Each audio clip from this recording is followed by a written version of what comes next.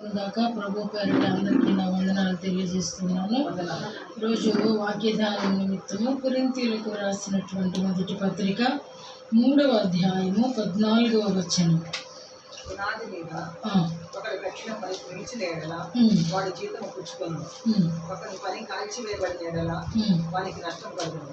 అతడు తన మట్టుకు రక్షింపబడదు గాని అగ్నిలో నుండి తప్పించుకున్నట్టు రక్షింపబడదు. చాలండి, ప్రభుత్వం మాటలు దీవించుకుంటారు. పునాది మీద ఒకడు కట్టిన పని నిలిచిన ఎడల వాడు జీతము పుచ్చుకొను. గత వారంలో కూడా ఈ జీతము అనే మాట మనం జ్ఞాపకం చేసుకున్నాం. ప్రభువు ప్రతివాని క్రియ చొప్పున వానికి జీతము సిద్ధపరుస్తున్నారు. జీతం ఇవ్వడానికి ఆయన ఉన్నారు అనేది మనం నేర్చుకున్నాం. ఈరోజు కూడా ఇంచుమించుగా ఆ ప్రసంగానికి కంటిన్యూ అని చెప్పచ్చు. ఈరోజు కూడా ఏమంటున్నారంటే పునాది ఏ పునాది మీద మనం కట్టబడితే దానికి జీతము పుచ్చుకుంటాం. ఏ పునాది మీద కట్టబడితే అది కాల్చివేయబడుతుంది అనేది మనం నేర్చుకుంటున్నాం. ఇక్కడ పునాది మీద ఒకడు కట్టిన పని నిలిచిన ఎడల మనందరి జీవితాలలోనూ దేవుడు మనకు అనుగ్రహించినటువంటి పనులు ఉన్నాయి. భూ సంబంధమైన పనులు మనం ఒక్కొక్కరము అన్ని పనులు మనం చేయలేం. కొన్ని పురుషులు చేస్తారు, కొన్ని స్త్రీలుగా చేస్తారు. పిల్లలు చేసేవి ఉన్నవి, పెద్దలు చేసేవి కూడా ఉన్నాయి. కానీ మనం కూడా నిర్మించబడ్డది ఎందుకు అని అంటే వాని పని నిమిత్తము నిర్మించబడ్డాం. అయితే ఇక్కడ భక్తుడు అంటున్నాడు, ప్రతివాడు చేసేటువంటి ఒక పని ఉంది. అది ఎవరు అని అంటే పునాది మీద ఒకడు కట్టిన పని నిలిచిన ఎడల. అంటే ఏమిటా పునాది అని చూసినప్పుడు ఇక్కడనే ఉంది కదా 11వ వచనంలో, వేయబడినది తప్ప మరి ఒక పునాది ఎవ్వడను వేయనేరడు. ఈ పునాది యేసుక్రీస్తే. అంటే నీ పని నా పని దేని మీద నిర్మించబడాలి అని అంటే క్రీస్తు అనే పునాది మీద నిర్మించబడాలి. అంటే క్రీస్తు లేకుండా ఏ పనికి కూడా వాల్యూ అనేది లేదు. ఇక్కడ ఈ ఒక భక్తుని గురించి మాట్లాడుతూ పౌలు అంటున్నాడు, మీరు పునాది మీద ఒకడు కట్టిన పని నిలిచిన ఎడల. అదే భక్తుడు అంటున్నాడు, అబ్బాయి నీవు వేసుకునే పునాది కాదు, అది క్రీస్తు అనేటువంటి ఆ దేవాది దేవుని మీద నీవు పునాది వేయాల. ఆ పునాది ఆయన మీద ఉంటేనే, ఆ బేస్మెంట్ ఆయన లేకుండా నిలవదు. ఆయన ఉంటేనే మనం రాళ్ళు ఇసుక ఇక్కడే ఉంటుంది. ఆ మాటలు కూడా ఎవడైనాను ఈ పునాది మీద బంగారము వెండి రాళ్ళు కర్ర గడ్డి కొయ్యకాలు మొదలైన వాటితో కట్టిన ఎడల వాని పని కనబడును. ఆ దినము దానిని తేటపరచు, అది అగ్ని చేత బయలుపరచబడును. మరియు వాని పని ఎట్టిదో దానిని అగ్నియే పరీక్షించు. ఒకవేళ క్రీస్తు అనే పునాది కాకుండా సొంత జ్ఞానంతో బంగారం మీదో వెండి మీదో లేదా కర్ర మీదో పొయ్యి మీదో ఇంకెక్కడన్నా నువ్వు వేసావనుకో, కర్ర గడ్డి కొయ్యకాలు మీద నువ్వు వేసావనుకో, నీ పునాది ఎలా ఉంటుంది అంటున్నాడంటే అగ్ని పరీక్షిస్తుందంట. అగ్ని వచ్చి నిన్ను, అగ్ని ఎవరు మరలా? అగ్ని ఎవరు కాదు మళ్ళా. అది కూడా ఇక్కడ మనకి అర్థమవడానికి విభజించి రాశారే తప్ప నీకు వేసేటువంటి నీ పునాది ఒకవేళ క్రీస్తు లేని పునాది అయితే క్రీస్తు వచ్చి దానికి ప్రతిఫలం ఇస్తాడంట. అది ఎలాంటి ప్రతిఫలం అంటే అగ్ని చేత బయలుపరచబడును. అగ్నియే పరీక్షించును. దేవుడు పరీక్షిస్తాడు. దేవుడు లేని పునాది నిలవదు అనేది దీని అర్థం. కాబట్టి నిజంగా ఒక వ్యక్తి ఒక పనిని ప్రారంభిస్తే ఇంకా ప్రారంభించలేదంటే మరీ సిగ్గుచేటు. మన జీవితము పుట్టినప్పటి నుంచే ప్రారంభం అవుతుంది. రాను కొంచెం జ్ఞానం వస్తూ ఉన్నప్పుడు ఎంతో చక్కగా నైపుణ్యం కలిగినటువంటి ఈయన అంటాడు చక్కగా, పౌలు భక్తుడు చాలా చక్కగా మాట్లాడతాడు. కాబట్టి జీతము పుచ్చుకునేటువంటి పని, ఆ పని నిలిస్తేనే జీతం. టాపీ వాడిని పిలుస్తాము, 9ంటికి వస్తాడు, వర్షం వచ్చేస్తుంది, పని ఏమి సాగదు, అతను వెళ్ళిపోతాడు. జీతం ఇచ్చి పంపిస్తామా? పని చేయలేదు కాబట్టి జీతం ఇచ్చి పంపించి, ఒకవేళ 4 గంటలకి అతను పని వెళ్ళిపోతున్నాడు అనుకోండి, అతనికి కంప్లీట్గా మనీ ఇచ్చే పంపిస్తాం, గంటదే ఉందలే అని. కానీ అసలు పనే చేయకుండా ఉన్నవాడికి జీతం అనేది ఉండదు. ఇక్కడ ప్రభు అంటున్నాడు, మీరు పునాది మీద కట్టిన పని నిలవాలి, మీ పని కనబడాలి, నువ్వు ఏమి చేసేవు అన్నది కనబడాలి. మీరు నోట్స్ ఇస్తూ ఉన్నప్పుడు ఒక విద్యార్థి పెన్ను పేపర్ పట్టుకుని ఖాళీగా కూర్చుని ఉన్నాడు అనుకోండి, ఏం చేస్తారండి? ఒక నవ్వుకుని వచ్చేస్తారా? భలే ఉన్నారా నువ్వు అనేసి ఉండవు. బాగా కోపం వచ్చే టీచర్ అయితే ఫ్యాట్ మన పీకి. అంటే ఇక్కడ ప్రభు అంటున్నాడు, నిజంగా ఆ పని చేస్తున్నాము. మొదటి మాట పని, తర్వాత నిలవడం. పని చేస్తున్నాము. ఈ పనిలో నాకు మరలా అదే ఒక్కొక్క మాట గుర్తుకొచ్చేస్తూ ఉంటుంది. ఆ పని నిజంగా ఆదివారమే మనకు దైవికమైన పని అని అనుకుంటాం, కానీ ఆ ఆదివారం పనినే ఎగ్గొడతాం కదా. ఆదివారం పనే, ఆదివారమే ఆయన సన్నిధికి వచ్చి మనం కనబడాలి, ఒక 2 గంటలు ఆయన ఆరాధించాలి. ఇది పని కాదు, అసలు పని కాదు. ప్రభువుని కలుసుకునేటువంటి పరిస్థితి, ప్రభువుని కలిసేటువంటి, ప్రభువుని ఎదుర్కొనేటువంటి, ప్రభుతో మాట్లాడేటువంటి, ప్రభువుని కొనియాడేటువంటి ఇది ఇది ఇది పని అనకూడదు. దీన్ని ఇష్టపూర్వకంగా చేస్తున్నాం. దీన్ని మన ఇష్టానికి అప్పగించాడు ఆయన. ఇది పని ఎలా అవుతుంది? ఆయన కొరకు నువ్వు వెళ్ళి ఎక్కడైనా సువార్త ప్రకటిస్తే పని. ఆయన కొరకు నువ్వు పాటలు పాడితే, ఘనపరిస్తే జీతం లేకుండా పని. ఈరోజు సూర్యాపేటలో మొన్నటి దినం పాట పాడుతూ ఉంటే ఆ బిడ్డని కత్తితో పొడి చేశాడంట ఒకడు స్టేజ్ ఎక్కి. మత ఛాందస్సవాదుడు అడ్డుకున్నటువంటి వారిని కూడా పొడి చేశారంట.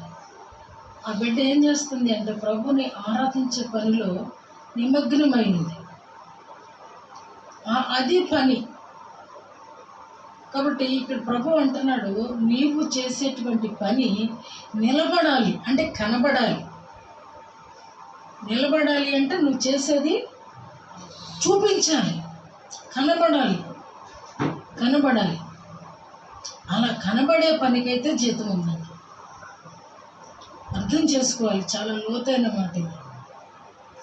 నీవు పని చేస్తున్నావు అని అంటే ఆ పని నిలిచి ఉండాలి. అంటే గాలివాన వచ్చినప్పుడు చెదిరిపోకూడదు, శత్రువు వచ్చినప్పుడు ఓడిపోకూడదు, శత్రువు నీలోనిది ఎత్తుకొని పోకూడదు. అది కనబడాలి. అంటే కనబడాలి అంటే అది నిలబడి ఉండాలి, నిలిచి ఉండాలి. సేవ నేను చేస్తున్నాను, మీకు బాగా అర్థం కావాలంటే సేవ పరిచర్యలో నేను ఉన్నాను. మీ ఆత్మలన్నీ కూడా నేను సంపాదించుకుని ప్రభు సన్నిధానానికి తీసుకెళ్తే నా పని కనపడుతుంది. నాకు కూడా స్థానం లేనటువంటి పరిస్థితుల్లో మీరే నన్ను వెనక్కి లాగేశారనుకో, నా పరిస్థితి ఏముంటుంది? కనబడుతుందా అండి? కనబడుతుందా? నిలబడుతుందా? రెండూ లేదు. ఈరోజు సంఘం అలాగే ఉంది. ఈరోజు ప్రభు వస్తే ఏ వ్యక్తి ఎత్తబడతారో కూడా తెలియని అయోమయపు స్థితి. ఎందుకంటే సర్పము తోకతో చుట్టేస్తుంది సంఘాలు. సర్పము తోకతో ప్రతి వ్యక్తిని కూడా ఏం చేస్తుందండి? సమయం అంతా దేనికి అని అంటే మన సొంతానికి. ఈ ప్రపంచం ఏదో తెలుసుకోవాలని, మనం ఇంకెవరికో తెలియజేయాలని విశ్వంలోకి వెళ్ళిపోతున్నాం. విశ్వం అనేది కాదండి, అది మన పాతాళానికి లాక్కొని పోయేటువంటి సర్ప వలయము. ఫోన్, అదేనండి ఫోన్. ప్రతి ఒక్కరూ కూడా ఏదో సంగతి అని అనుకోవడం, దానిలో కూరుకుపోవడం, టైం మళ్ళీ 3-4 అయ్యే వరకు బయటికి రాలేకపోవడం, ఓవర్ నైట్ ఎక్కువ టైం వరకు చూడడం, 4ంటికి లేవలేకపోవడం, ఏముండదు. దానివల్ల ఒరిగేది ఏమీ లేదు. దానివల్ల నువ్వు సాధించేది సంపాదించేది కూడా ఏమీ లేదు. నీ కళ్ళు మంటలు, తెల్లారితే అలసట తప్ప. ప్రభు అంటున్నాడు, పని నిలబడకపోతే నువ్వు జీతం పొందుకోలేవు అంటున్నాడు. ఎగ్జాంపుల్ చెప్పిన తర్వాత కూడా మీకు అర్థం కాలేదు అని అంటే చాలా దురదృష్టకరం. ప్రార్థన అనేది సంఘానికి కరువైపోయింది. ఎందుకంటే సెలవులు రానంత వరకు ఏమనిపిస్తుంది, సమయం దొరకనంత వరకు ఏమనిపిస్తుంది అంటే సమయం ఉంటే చక్కగా ప్రార్థన చేసుకోవచ్చు అని అనిపిస్తుంది. ఫ్రీ టైం వచ్చినప్పుడు సాతాను ఏం చేస్తుందంటే ఇరికించేస్తుంది, తీసుకెళ్ళి ఏదో ఒక పనిలో ఇరికించేస్తుంది, ఏది లేకపోతే ఫోన్లో ఇరికించేస్తుంది. అస్సలు కనీసం రెగ్యులర్గా వర్కింగ్ టైంలో మనకి ఈ పిల్లలు ఉన్నప్పుడు ఉన్నటువంటి ఆ టైం కూడా ఇవ్వనిదన్నమాట. ఫ్రీ టైంలో మనం రెగ్యులర్గా ఇచ్చే టైం కూడా ఇవ్వనివ్వదు. ఇది నిజం. మీ మనస్సాక్షి మీతో మాట్లాడాలి. ఇప్పుడు ఎలా చేస్తున్నారు అనేది తప్పకుండా. ఇప్పుడు కూడా మీ మనస్సాక్షి మీతో మాట్లాడలేదంటే అది వాతవేయబడిపోయిందని లెక్క. క్రైస్తవుడే ఇలా ఉంటే, సత్యం తెలిసిన వాళ్ళే ఇలా ఉంటే, సత్యము ప్రకటించబడని చోటు ఇంకెలా ఉంటారండి? ఈరోజు ఎందుకొరకు అని అంటే మనం రోషం లేకపోవటం వల్ల. మొన్న నేను శుక్రవారం కూడా చెప్పాను, క్రైస్తవునిలో రోషం అనేది కంప్లీట్గా అంతరించిపోయింది. కాబట్టి మత ఛాందస్యవాదులకి బలము పెరిగిపోయింది. ప్రభు అంటున్న మాట నా ఓన్ కాదు, మీరు బలహీనులు అయిపోయారు కాబట్టి శత్రువు బలము బలగము పెరిగిపోయింది. మీరు క్రైస్తవులుగా ఉంటే కదా ప్రభు అంటున్నాడు, నిజంగా నా పునాది మీద మీరు పని నిలబెడితే మీకు నేను ఉచితంగా మీరు నా కొరకు పని చేయని అవసరం లేదు, నేను జీతం ఇస్తా అంటున్నాడు. నా కొరకు మీరు ఉచితంగా ఏం చేయని అవసరం లేదు. నేను ఫ్రీగా తయారుగా తీసుకునేటువంటి వాడను కాదు. మీరు నా కోసం నిలబడ్డారనుకో, నా కోసమే నిలబడి ఉన్నారనుకో, నేను మీకు జీతం ఇస్తాను. అది ఎలాంటి జీతము అనేది మనం ఇక్కడ డబ్బులు ఇస్తాడా, లేకపోతే స్టేటస్ ఇస్తాడా, లేక అధికారం ఇస్తాడా అన్నది నేను గత వారం చెప్పాను. ఏమి ఇద్దాం అనుకుంటున్నాడు, ఏమి ఇస్తానని వాగ్దానం చేస్తున్నాడు. గత వారంలోనే చెప్తున్నా. ఆ మొదటి మాట ఉంటుంది, నా తండ్రి ఇంట అనేక నివాసములు ఉన్నాయి. అంటే ఆల్రెడీ కొంతమందికైనా ఇచ్చారు. మన భక్తులందరూ, మన పితరులందరూ ఆ వాగ్దాన భూమిలో ప్రవేశించారు. ప్రభువు ఉన్న చోట వాళ్ళు ఉన్నారు. ప్రభువే వారిని పరిచయం చేస్తున్నారు భక్తులకి. కాబట్టి ఈరోజు ప్రభు అంటున్నాడు, నువ్వేమి చేస్తున్నావు? ఒకవేళ నువ్వు వెళ్ళి సువార్త చెప్తే మారుతాడా? మీరు మారుతున్నారా? మారుతారా? ఒక వ్యక్తిని మారుస్తారా? ఒక వ్యక్తిని ఎప్పుడూ మార్చలేరు. దేవుడు దర్శిస్తేనే, దేవుడు నీ హృదయంలో, అది ఎప్పుడు అనంటే నీవు ఆహ్వానిస్తేనే, నీ హృదయాన్ని నువ్వు తెరవగలిగితేనే. చర్చిలో ఉన్నంతసేపు హృదయం తెరవబడుతుంది ప్రతి ఒక్కరికి కూడా. చర్చి గేట్లోకి వెళ్ళే ముందు నా దేవుని నాకు వదిలేసి వెళ్ళిపోతారు, నా వాక్యాన్ని నాకు ఇచ్చేసి వెళ్ళిపోతారు. కారణం ఏంటి అని అంటే ఇంట్లో కూడా ఇదే వాతావరణం ఉంటేనే సాధ్యమవుతుంది. ప్రభు పనిలో నిలిచి ఉండడానికి, లేదా ప్రభు పని చేయడానికి, ప్రభు కొరకు నిలబడడానికి సాధ్యమవుతుంది. ఇక్కడే ఉంటుంది, నువ్వు చివరి 15వ వచనం. ఒకని పని కాల్చివేయబడిన ఎడల వానికి నష్టము కలుగును. వానికి నష్టము కలుగును. ఏమండి, పని కాల్చివేయబడడం. ఎవరు కాల్చేస్తారండి పనిని? ఎవరు కాల్చేస్తారండి? ఒకవేళ ప్రభువు అనే పునాది మీద లేనప్పుడు మన పని ఆ బంగారం మీద కట్టిన, బంగారం కంటే గొప్పవాడు మన దేవుడు. బంగారం ఆయనతో అసలు సరిపోలిక, ఆయనకి సరిపోల్చడానికి బంగారమా? ఏదీ లేదు ఆయనతో సరిపోల్చడానికి. ఒకవేళ అటువంటి పునాది అని నువ్వు అనుకున్నా, అటువంటి పునాది నేనేంటి, నా మాట ఏంటి, నా విశ్వాసం ఏంటి, ఒకవేళ మేలిమి బంగారములాగా ఊహించుకున్నా, వెండేంటి ఊహించుకున్నా, కర్రేంటి ఒకవేళ టేక్ అనుకున్నావా, ఇంకోటి అనుకున్నావా, ఏదైనా ఆయన పరీక్షించినప్పుడు, ఆయన వచ్చి చూచినప్పుడంట అది కాల్చివేయబడుతుందంట. అగ్ని పరీక్షలో ఏది కూడా నిలిచి ఉండదు, ఏది నిలిచి ఉండదు. కాబట్టి ఆ పునాది క్రీస్తే అని చెప్తున్నాడు. ఆ పునాది క్రీస్తే. ప్రభు అంటున్నాడు, దేవుడు నాకు అనుగ్రహించిన కృప చొప్పున నేను నేర్పరి అయిన శిల్పకారుని వలె పునాది వేసి తిని ప్రతివాడు దాని మీద ఎలాగ కట్టుచున్నాడో జాగ్రత్తగా చూచుకొనుడి. వేయబడినది తప్ప వేయనేరడు. ఆయన ఆల్రెడీ క్రీస్తుని మన చేతుల్లోకి ఇచ్చేశాడు. ప్రభువుని మన చేతులకు అప్పగించేశాడు. ఇదిగో ఈయన్ని పిలాతు ఏమన్నాడండి? ఇదిగో క్రీస్తు, మీరు ఏం చేసుకుంటారో చేసుకోండి, మనకి ఇచ్చేశాడు. కానీ మనం ఏం చేసామంటే 30 తిప్పలు పెట్టాం. అయినప్పటికీ ఆయన అంటున్నాడు, మీరేం చేస్తున్నారో మీకు తెలియదు అని అన్నాడు. అని ఆయన సర్దుకున్నాడు.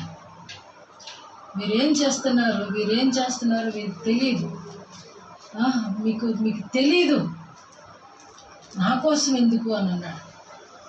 అంటే అంతగా ప్రేమించిన దేవాతి దేవుణ్ణి ఈరోజు ప్రభు ఇక్కడ పౌలు భక్తుడు అంటున్నాడు, నేను మంచి శిల్పకారుని వలె, నేర్పరి అయిన శిల్పకారుని వలె క్రీస్తు అనే పునాది మీద మీ సంఘాన్ని నిర్మించా. కొరింథీయులకు రాస్తూ అంటున్నాడు, క్రీస్తు అనే పునాది మీద మీ సంఘాన్ని నేను కట్టాను. నేను కట్టిన పునాదిని త్రోసేసి మీ ఇష్టానుసారమైన పునాదిని మీరు నిర్మించుకుంటే దేవుడు అగ్ని కనుక ఆయన కాల్చివేస్తాడు. కాబట్టి క్రీస్తు అనే పునాది మీద మీరు నిర్మించారనుకోండి, మీ పనితనం కనబడుతుంది. మీ పనితనం కనపడింది అని అంటే ఆయన ఈ లోకంలోనూ జీతం ఉంటుంది, పరలోకంలో కూడా జీతం ఉంటుంది. నేను చెప్పేది వాస్తవం. ఈ లోకంలో కూడా దేవుడు పోషిస్తాడు, పరలోకంలో కూడా గొప్ప ఐశ్వర్యంతో కూడిన అధికారం ఇస్తాడు.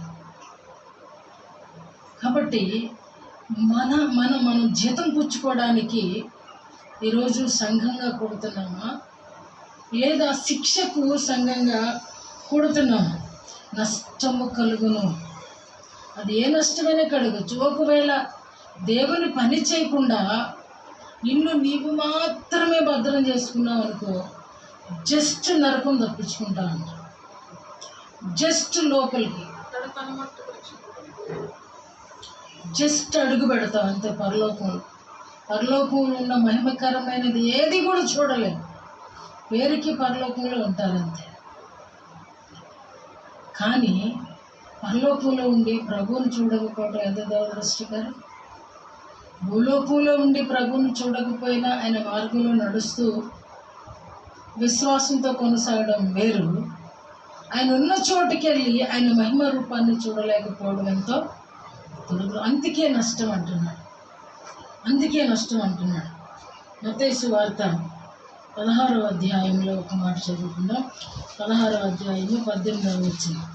మత్తయి సువార్త 16. మరియు నీవు పేతురు, ఈ బండ మీద నా సంఘమును కట్టుదును, పాతాళలోక ద్వారములు దాని ఎదుట నిలవనేరవని నేను నీతో చెప్పుచున్నాను. చాలు. ఈ బండ మీద నా సంఘమును కట్టుదును, పాతాళ లోక ద్వారములు దాని ఎదుట నిలువ నేరవు.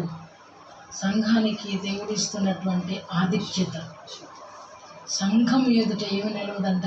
పాతాళలోక ద్వారములు. సాతాను యొక్క ప్రయత్నము నిలవదు. దాని ప్రయత్నం అంతా ఏమిటి అని అంటే మనల్ని తీసుకొని వెళ్ళి పాతాళంలో పడేసి ఆనందించడం. ఎందుకంటే దాని కొరకు అది నిర్మించబడింది కాబట్టి దాని శిక్షలో మనకి పాలిచ్చి అది ఆనందపడుతుంది అన్నమాట శత్రువు. ప్రభు అంటున్నాడు, నువ్వు నిజంగా సంఘానికి సంబంధించిన వాడైతే, సంఘములో ఒక భాగం అయితే, సంఘానికి ఒక స్తంభం అయితే, నీ ఎదుట పాతాళము నిలవచాలదు. పాతాళంలో కుక్కుతున్నాడంట ఇప్పటికే జనాన్ని. భక్తులు చూసి రాశారు, వేల మంది పడుతూ ఉంటారంట వీళ్ళ పాతాళంలో. వేల మంది, నిమిషానికి వేల మంది. నేను ఒక చిన్న మాట చదివాను. ప్రపంచంలో నిమిషానికి 50 బైబిళ్ళు చొప్పున అమ్ముడవుతాయంట నిమిషానికి. అంతగా అమ్ముడయ్యేటువంటి బుక్ అనేది ఈ లోకంలో ఏదీ లేదంట. జార్జ్ ముల్లర్ అనే వ్యక్తి ఒక చక్కటి మాట రాశాడు. ఆయన ఏమన్నాడంటే, బైబిల్ని 200 సార్లు చదివారంట. ఆయన వయసు 70 సంవత్సరాలు. చాలా విశ్వాసి జార్జ్ ముల్లర్ అంటే. అలాంటిది ఆయన అంటున్నాడు, అయినను 200 సార్లు నేను బైబిల్ చదివినా నాకు 70 సంవత్సరాలు ఉన్న ప్రభువులో నేను చాలా చిన్ని వాడని అంటాడు. ప్రభువులో ఆయన చాలా తక్కువ వాడను అంటాడు. అందుకని ఇంతకీ ఎబ్బేసి కూడా అంటున్నాడు, ప్రభువా నా పరిస్థితి అంతా కూడా నాకు ఆపోజిట్గా ఉంది. నా సహోదరులందరూ కూడా చాలా అత్యున్నత స్థితిలో ఉన్నారు. నేను చూస్తే చాలా చిన్న స్థితిలో ఉన్నాను. నా సరిహద్దులు చాలా ఇరుకుగా ఉన్నాయి. అందుకనే నా సరిహద్దులు విశాలపరచు.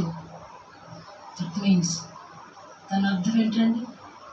ప్రభువా నేను నీతో అంటు కట్టబడుతున్నాను, నన్ను అంటు కట్టుకో. క్రీస్తు లేకుండా మనం వ్యాపించలేం. క్రీస్తు లేకుండా మనం అభివృద్ధి పొందలేం. క్రీస్తు లేకుండా ఆశీర్వాదం మనకి రాదు. ఆయనలోనే సమస్తము ఇమిడి ఉన్నాయి. అందుకే బైబిల్ చెప్తుంది, బుద్ధి జ్ఞాన సర్వ సంపదలు ఆయనలోనే గుప్తములై ఉన్నాయి. కాబట్టి ఆయన పునాది మీద ఇక్కడ అంటున్నాడు, ఆ బండ మీద సంఘాన్ని కట్టుకోకపోతే, ఆ బండను గురించి అంటాడు కొరింథీయులకు రాస్తూ 10వ అధ్యాయము 4వ వచనంలో, ఆ బండ ఏమనినా ఆ బండ క్రీస్తే. చూడండి, 4వ వచనం. అందరూ ఆత్మ సంబంధమైన ఒకే పానీయమును పానము చేశారు. ఎలయనగా తమ్మును వెంబడించిన ఆత్మ సంబంధమైన బండలోనిది త్రాగిరి. ఆ బండ క్రీస్తే. అయితే వారిలో ఎక్కువ మంది దేవునికి ఇష్టలుగా ఉండకపోయిరి గనుక అరణ్యములో సంహరింపబడిరి. అబ్బా చూసారా మాటలు? ఇంకా చదవమ్మా. 1 కొరింథీయులు 10:4-5. వారు ఆశించిన ప్రకారము మనము చెడ్డవాటిని ఆశించకుండానట్లు ఈ సంగతులు మనకు దృష్టాంతములుగా ఉన్నవి. జనులు తినుటకును త్రాగుటకును కూర్చుండి ఆడుటకు లేచిరి అని వ్రాయబడినట్లు వారిలో కొందరి వలె మీరు విగ్రహారాధకులై ఉండకుడి, మరియు వారి వలె మనము వ్యభిచరింపకయుందుము. వారిలో కొందరు వ్యభిచరించినందున ఒక్క దినముననే 23,000 మంది కూలిరి. మనము ప్రభువును శోధింపకయుందుము. వారిలో కొందరు శోధించి సర్పముల వలన నశించిరి. మీరు సనుగకుడి. వారిలో కొందరు సణిగి సంహారకుని చేత నశించిరి. ఈ సంగతులు దృష్టాంతములుగా వారికి సంభవించి యుగాంతమందున్న మనకు బుద్ధి కలుగుటకై వ్రాయబడెను. తాను నిలుచుచున్నానని తలంచుకునివాడు పడకుండునట్లు జాగ్రత్తగా చూచుకొనవలెను. వాక్యం చూడండి, ఇక్కడ అంటున్నాడు, ఇందాక అన్నాడు కదా, ఆ బండ మీద నీ యొక్క పునాది వేసుకో. ఆ పునాది ఎవరు అని అంటే క్రీస్తే అని చెప్తున్నారు. అయితే ఇక్కడ ఇజ్రాయేలు ప్రజలను గురించి రాస్తున్న మాట, వారందరూ ఒకే ఆహారము భుజించరు, అందరూ ఆత్మ సంబంధమైన ఒకే పానీయమును పానం చేస్తారు. ఇక్కడ మన్నా గురించి మాట్లాడట్లేదు, మోషే టీచింగ్ గురించి మాట్లాడుతున్నాడు. మోషే ద్వారా దేవుడు నేర్పినటువంటి కట్టడలు, విధులు, న్యాయ విధులను గురించి మాట్లాడుతున్నాడు, ఆజ్ఞల గురించి మాట్లాడుతున్నాడు. ఎవరైతే వాటిని పాటించలేదో వారు ఆ మాటలు పాటించకపోగా వ్యభిచరించొద్దు అని చెప్పినప్పుడు వ్యభిచరించారంట, చనిపోయారంట. అరే, దేవుణ్ణి శోధించొద్దు అని నేర్పించాడు. నీ దేవుడైన యెహోవాను శోధించగలరు. శోధించొద్దు అని అంటే శోధించారు, సర్పాల చేత నాశనం అయిపోయారు. అలాగే సణగొద్దు అన్నారు, కానీ సణిగారు.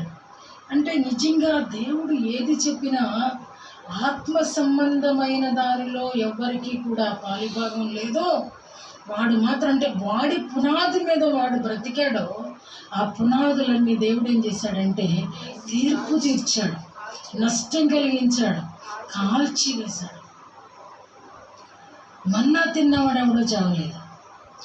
బండలో నుంచి మోషే కొట్టినప్పుడు బండలో నుంచి వచ్చిన నీరు త్రాగిన వాడు ఎవడో చనిపోలేదు. ఒకవేళ అది విషయం ఉన్నది అని చెప్పినా సరే, ఆ విషయము ప్రార్థించిన తర్వాత, పిండి వేసిన తర్వాత ఎవడు కూడా నష్టపోలేదు. కానీ దేవుని మాట విననోడు ప్రతివాడు కూడా ఏమయ్యాడంటే నష్టపోయారు, నశించిపోయారు, మరలా కనబడలేదు. వాడు ఒకేసారి లక్షల మంది, వేల మందిని కూడా దేవుడు అవతలు పడేస్తాడు. కారణం ఏంటి అని అంటే ఆయన దయగలిగిన వాడే, కానీ ఆయన మాట వినకపోతే మన పునాది ఆయన మీద కట్టుకోమన్నాడు, కట్టుకోవటం. నేనే ఆ పునాది అన్నాడు, నేనే ఆ బండ అన్నాడు. కానీ ఆ బండలోనిది త్రాగుతూ కూడా బండను నేలకేసి కొడుతూ ఉంటే ఎలా ఉంటుందండి? అంటే దీని అర్థం ఏంటి అంటే వింటాము, చాలా రుచికరంగా, రుచికల భోజ్యంలాగా ఆ వాక్యాన్ని వింటాం. కానీ బయటికి వెళ్ళినప్పుడు నీ దారిన ఉండు అన్నారనుకోండి, ఆయన దారిన ఆయనే ఉంటాడు, మన దారే తీసేస్తాడు, మన దారే తీసేస్తాడు, మనకే దారి ఉండదు. ఇక్కడ చెప్తున్నాడు, వాళ్ళందరూ ఆత్మ సంబంధమైన ఒకే పానీయం, ఒకే పానం చేశారు. ఆత్మ సంబంధంగా మనందరం కూడా ఈరోజు ఆత్మ సంబంధంగానే మన ప్రయాణం ఉంటుంది. కానీ నిలిచి ఉంటుందా లేదా అనేది ప్రశ్న. మన పనిని ఇవాళ మన కనబరచాలి అని అంటే మన దగ్గర ఎంతవరకు స్టోరేజ్ ఉంది? ఒక్క నిలబడి ప్రభు వచ్చి మనల్ని ఈరోజు ఇలాగనే ఉన్నప్పుడు అడిగితే నేను కూడా ఫెయిల్ అవ్వాల్సిందే. ఎందుకంటే మీలో ఎంతమంది సిద్ధపడి ఉన్నారో నాకు తెలియదు. మీ మీద వ్యసనం చేత ఒకవేళ నా సిద్ధపాటును కూడా కోల్పోయి ఉంటే ఈరోజు మీలాగా నేను కూడా తెల్లముఖం వేసి నిలబడాలి. రోజు నాకు మనస్సు అంటుంది, నిన్ను కూడా వెనకలాగేసేటట్టున్నారు. ఒక వ్యక్తిని చూపించి ఆ వ్యక్తి గురించి నువ్వు ఊరికే ఆలోచించుకో, ఆ వ్యక్తి నిన్ను కూడా వెనకలాగేస్తాడు అని ఆ మనస్సు మాట్లాడుతుంది నాతో. ఆ రోజు నుంచి నేను ఆలోచన తీసేశాను. ఎందుకంటే మనల్ని ఆ క్రీస్తు అనే పునాది మీద ఉంటే, ఇక్కడే అంటాడు మత్తయి సువార్త ఇక్కడే అంటాడు. చూడండి 7వ అధ్యాయము కొండ మీద ప్రసంగాల్లో ప్రభువారు మాట్లాడుతున్నటువంటి మాట. 7వ అధ్యాయం చివరిలో ఉంటుంది, 24 వచ్చాను. కాబట్టి ఈయన మాటలు విని వాటి చొప్పున చేయు ప్రతివాడును బండ మీద తన ఇల్లు కట్టుకొనిన బుద్ధిమంతుని పోలియుండు. చాలా ఈ నా మాటలు విని, ఈ నా మాటలు అంటే ఈ నా మాటలు విని అంటే వాక్యానుసారముగా విని, మళ్ళీ అక్కడ ఆగలేదండి. వాటి చొప్పున చేయు ప్రతివాడు. నిజంగా వింటం వరకు అందరూ చేసే పని, అన్ని చర్చెస్లో అన్ని చర్చెస్లో. కానీ వాటి చొప్పున చెయ్యి ప్రతివానికి మాత్రమే వాడు బుద్ధిమంతుడు. వాటి చొప్పున చెయ్యి ప్రతివాడు మాత్రమే బుద్ధిమంతుడు. ఎందుకు అనంటే బుద్ధిమంతుడైతే బండ మీద పునాది వేస్తాడు. బుద్ధిమంతుడైతే ఆ బండ మీద పునాది వేస్తాడు. బేస్మెంట్ లేకుండా ఇల్లు నిలబడదు అనేది చిన్నపిల్లలకు కూడా తెలుసు. పేపర్ పడవలాంటిదే అనేది తెలుసు. అయినా వెళ్ళలేకపోవటం దురదృష్టకరం. అందుకని పౌలు అంటాడు, అపోస్తులు ప్రవక్తలు ఆ నిర్మిస్తున్న పునాది మీద మీరు కట్టబడుచున్నారు. ఒకవేళ పునాదులు పాడైపోతే నీతిమంతులు ఏం చేయగలుగుతారు?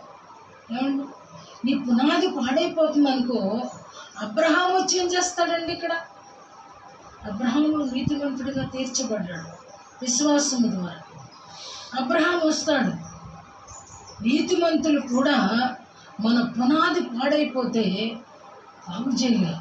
అందుకని చాలా గట్టిగా చెప్తున్నాడు, అబ్బాయి మీ పునాది బండ మీద వేసుకుంటే, ఆ బండ మీద వేసుకునే పునాది ఎలా ఉంటుంది అని అంటే, నా మాటలు వింటారు, వాటి చొప్పున నడుచుకుంటారు.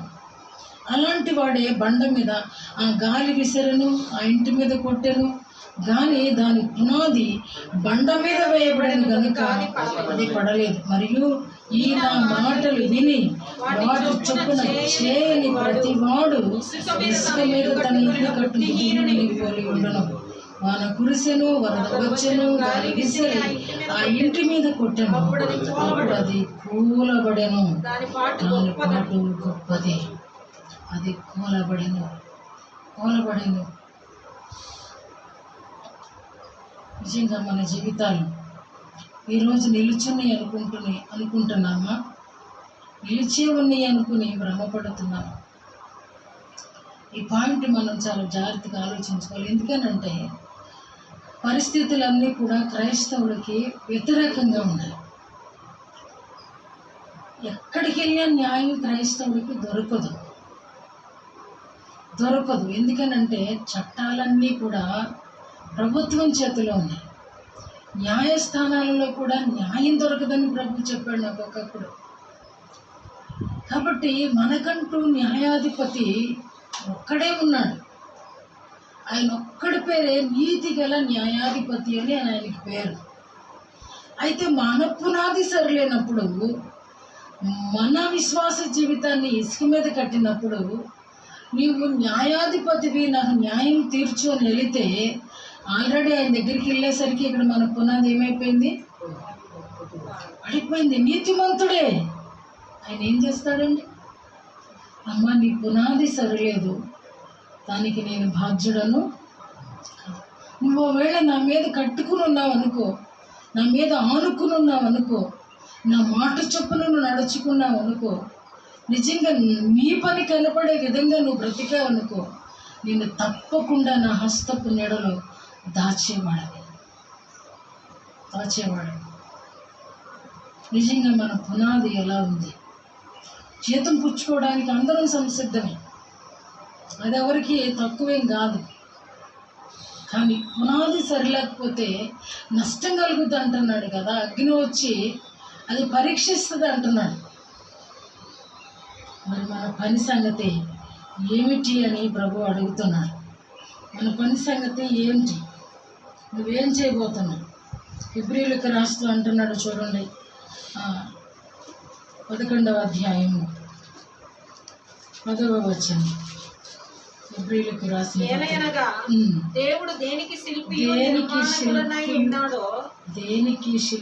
నిర్మాణకుడై ఉన్నాడో పునాదులు కలిగిన పట్టణం కొరకు అబ్రహాము ఎదురు చూస్తూ ఉన్నాడు. ఎందుకంటే పునాది ఉన్నోడికే పునాదులు గల పట్టణం ఉంది. అది పట్టణము పునాది కలిగిన పట్టణం అంట. ఆ పట్టణము పునాది చెడిపోదు. అది దేవుని దగ్గర నుంచి మనమున్న దగ్గరికి దిగి వచ్చినా సరే దాని పునాది మాత్రం చెరగదు. అబ్రహాము విశ్వాసి కాబట్టి అబ్రహాం అంటే పునాది కలిగిన దేవుడు దేనికి శిల్పియు నిర్మాణకుడై ఉన్నాడు. ఇందుకు సేమ్ ఇలాంటి మాటే పౌలు భక్తుడు వాడాడు. ఏమన్నాడు? నేను నేర్పరి అయిన శిల్పకారుని వలె మీకు నేను పునాది వేశాను అంటున్నాడు. ఇక్కడ హెబ్రీ పత్రికాకారుడైన పౌలు అంటున్నాడు, ఇదిగో శిల్పియు నిర్మాణకుడై ఉన్నాడు, పునాదులు గల ఆ పట్టణము కొరకు అబ్రహాము ఎదురు చూస్తూ ఉన్నాడు. తర్వాత 16వ వచనం, అయితే వారు మరి శ్రేష్టమైన దేశము అనగా పరలోక సంబంధమైన దేశము కోరుచున్నారు. అవును, కోరుచున్నారు. మనం ఏం కోరుతున్నాం? ఎవరన్నా పరలోకి వద్దనుకుంటారా? అనుకోరు.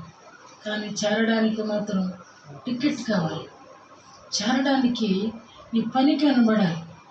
చేరడానికి దేవుని వాక్యాన్ని గైకొనాలి.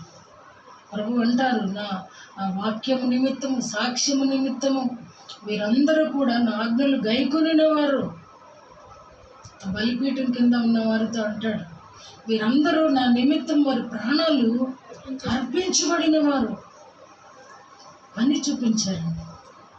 ప్రతి ఒక్కరు ప్రాణాలు కోరడానికి ఆయన బలిని కోరే దేవుడు కాదు. మన ప్రాణాలను మనం అడగట్లేదు. వాక్యానుసారంగా నడుచుకోండి అంటున్నాడు. వాక్యానుసారంగా నడుచుకుంటే వాక్యంగా మారుతాం. వాక్యంగా మారేవానంటే దేవునిగా మారుతాం. అంటే నీ పరిశుద్ధునిగా మారుతాం. ఇందుకొరకు ప్రభు అడుగుతున్నాడు. కాబట్టి మనం ఏమి కోరుతున్నాం? అబ్రహాం ఎదురు చూస్తూ ఉన్నాడంట, పునాదులు కలిగిన పట్టణము కొరకు. ప్రకటన గ్రంథంలో కూడా ఒక మాట ఉంటుంది, 21వ అధ్యాయంలో, పునాదులు కలిగిన పట్టణం. చూడండి, 21వ అధ్యాయము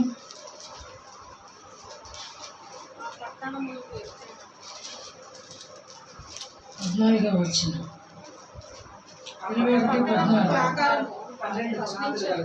12 పునాదులు కలిగి ఆ పునాదుల పైన గుర్రపిల్ల యొక్క 12 అపోస్తుల 12 పేర్లు కనబడుచున్నవి. చాలండి, ఇది పునాదులు కలిగిన పట్టణం. దేని కొరకు అబ్రహాము నిరీక్షిస్తూ ఉన్నాడు? ఆ పట్టణానికంట అపోస్తుల పేర్ల చేత పునాదులు వేయబడ్డాయంట. అందుకని అంటున్నాడు, మీరు అపోస్తుల బోధలోను ప్రవక్తల బోధలోను మీకు పునాది వేయబడుతుంది. వాళ్ళు ఏమైతే చెప్పారో అవే నా అక్షర సత్యములు.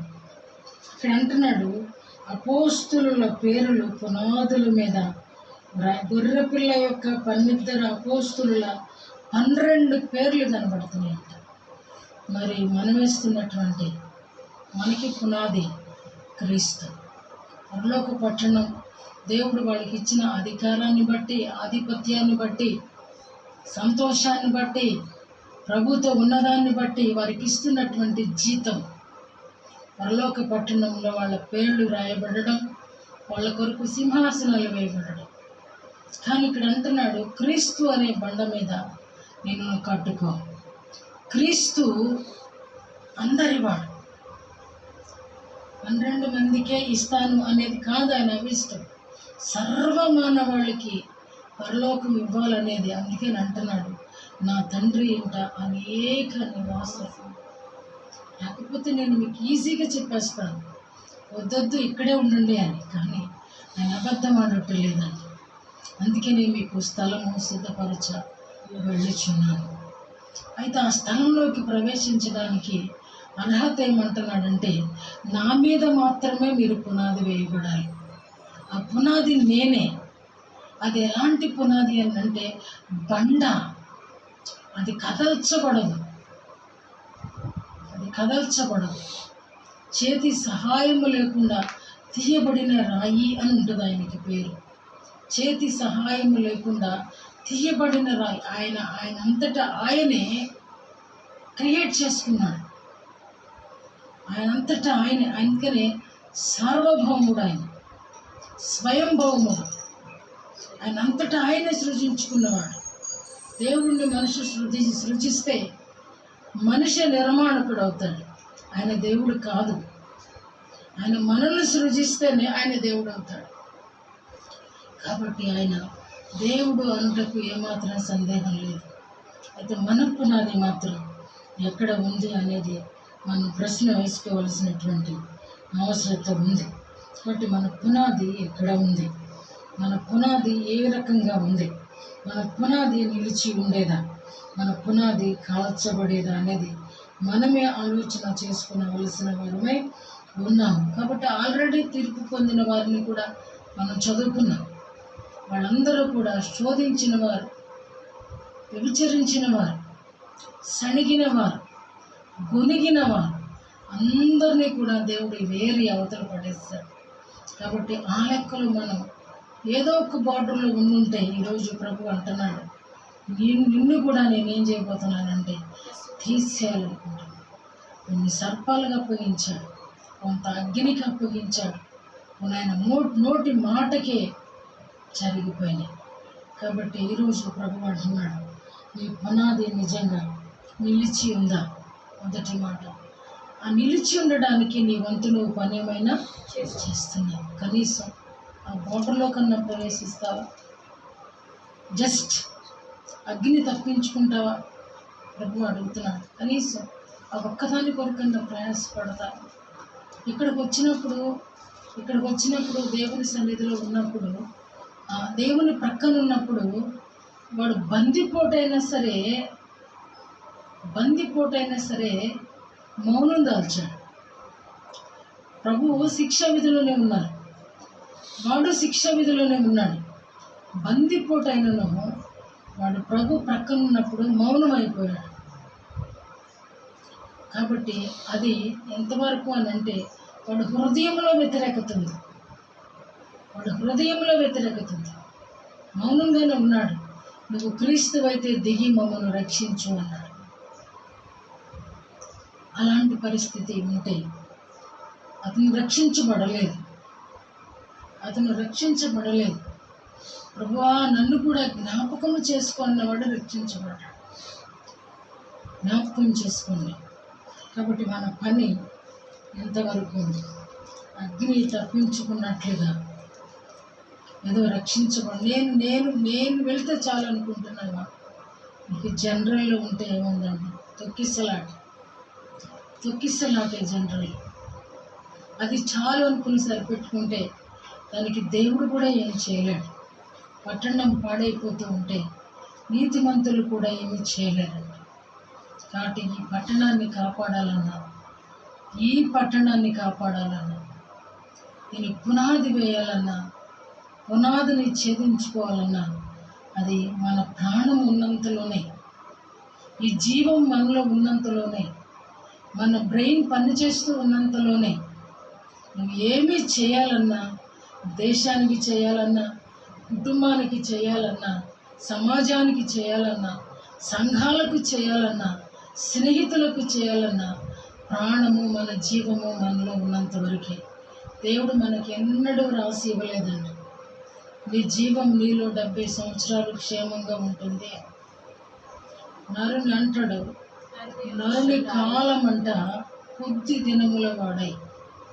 ఏబు భక్తుడు అంటాడు, ఏబు గ్రంథంలో ఉంటుంది, నరుని దినములు బహు కొద్ది దినాలు. వాడు 100 సంవత్సరాలోడు కాదు. ఒక చెట్టుకి కొంత సమయం ఉంటుంది, ఒక ఆయువు ఉంటుంది. కనీసం రోడ్ల మీద ఉన్నటువంటి చెట్లకు కూడా 60-70 సంవత్సరాలు ఉంటాయి. కానీ నరునికి మాత్రం రేపేమి సంభవించునో నీకు తెలియదు. రేపేమి సంభవించునో, మరుసటి నిమిషానికి ఏమి సంభవించునో తెలియని వారు. అంత అల్పులము, అంత అత్యల్పులము, గాలికి ఎగిరే పొట్టులాంటి వారు, ఎండ వీస్తే వాడిపోయే పువ్వు వంటి వారు, గడ్డి పువ్వు వంటి వారు. ఇది మన బ్రతుకు. ఈ బ్రతుకు కాలంలో రేపటికి మన ఆయుష్ దేవుడు రమ్ము అని పిలిచాడు అనుకోండి. ధనవంతుడు కూడా సొంత సమకూర్చుకున్నాడు, ప్రత్యేకంగా కొట్లు కట్టించుకున్నాడు, వాటన్నిటిలోనూ ధనాన్ని సిద్ధపరుచుకున్నాడు. తన జీవితకాలం అంతటికీ సరిపడా అంటున్నాడు, ప్రాణమా తినము, త్రాగుము, సుఖించుము. వెంటనే ప్రభు అంటున్నాడు, ఓయి వెర్రివాడ, ఓయి వెర్రివాడ, ఇక చాలురా. మన జీవితాలు అంత అత్యల్పములు కాబట్టి సమయం ఉండగానే దాన్ని సద్వినియోగం చేసుకో.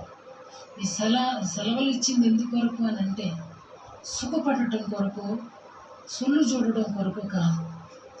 అసలు ఫోన్ నిన్ను అభ్యంతర పెడుతూ ఉంటే ఫోన్లు నేలకేసి కొట్టు, ఒక పని అయిపోద్ది. ఆ చిన్న ఫోన్లు ఉన్నప్పుడు ప్రజలందరూ బాగానే ఉన్నారు, చక్కటి సమాచారాలు తెలిసే.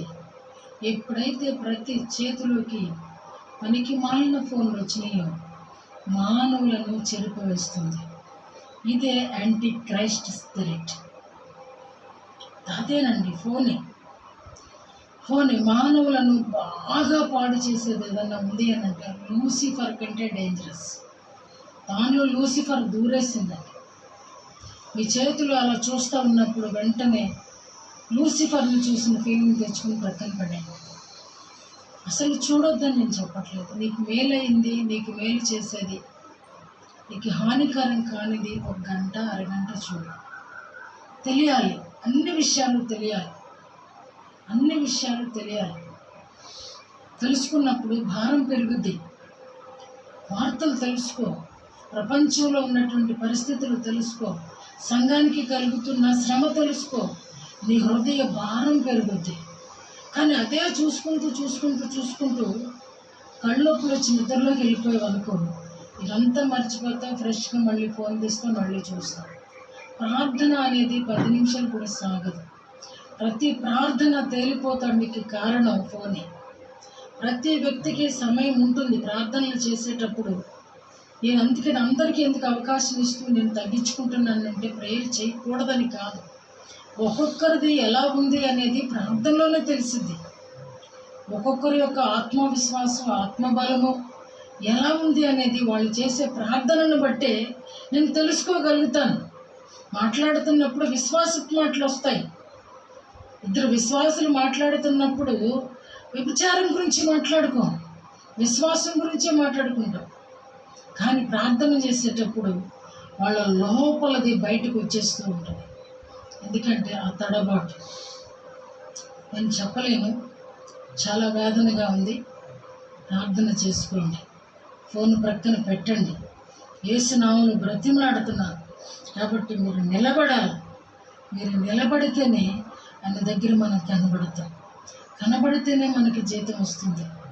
జీతం లేకపోతే నష్టాన్ని సంపాదించుకుంటాం, ఉన్నదాన్ని కోల్పోతాం, నరకంలో ప్రవేశించి ఉండలేం. ఈరోజు ఏసీ లేకుండా 5 నిమిషాలు ఉండలేని ఈ పరిస్థితులలో నరకాన్ని ఎలా తప్పించుకుంటామో, ఎలా ఉండగలుగుతాం? కనీసం ఉండలేమని భయంతోనన్నా ప్రార్థన చేయండి. అక్కడ మేము ఉండలేం, ఇది మా స్థలం కాదు అనుకున్న ప్రభుకు మొక్కండి. కాబట్టి ఆయన పునాది మీద కట్టండి. ఒకవేళ అపోస్తలులకు ఇచ్చినటువంటి సౌభాగ్యం, సౌభ్రాతృత్వం నిజంగా ఎంత అద్భుతం అంటే, సింహాసనం మీద కూర్చొని మనందరం వెళ్ళి వాళ్ళ ఎదురుగా ఉంటే పేతురు గారు మనం చూసి, ఎందుకంటే సంఘము ఆయన ద్వారానే ప్రభు అతనికి ఇచ్చినటువంటి భాగ్యం. సంఘాన్ని కడతావు, పాతాళం దాని ఎదుటి నిలవదు అని వాగ్దానం చేశాడు. సంఘస్థులైన ప్రతి ఒక్కరూ కూడా పేతురు కనబడతాం, పేతురు గారు అని వెళ్ళినప్పుడు పాతాళాన్ని జయించి వచ్చావా అని ఒకవేళ స్వాగతం పలకడానికి ఆయన డోర్లో ఉండుంటే నిజంగా ఎంత అద్భుతం ఊహించు. కాబట్టి ఆలోచన చేసి ఈరోజు పునాది మీద ఒకడు కట్టిన పని నిలిచిన ఎడల వాడు జీతము పుచ్చుకును. ఆ జీతము పుచ్చుకునేటువంటి ధన్యత ప్రభు మనందరికీ అనుగ్రహించాలని, ఎవరు నష్టపోకూడదని, ఎవరు అగ్ని చేత పరీక్షించకూడదని, పరీక్షించబడితే తేలిపోతామని హెచ్చరిక చేస్తూ ముగిస్తున్నాను. ప్రభు తన మాటలు దీవించుగాక. ఆమేన్. లేచి నిలబడండి.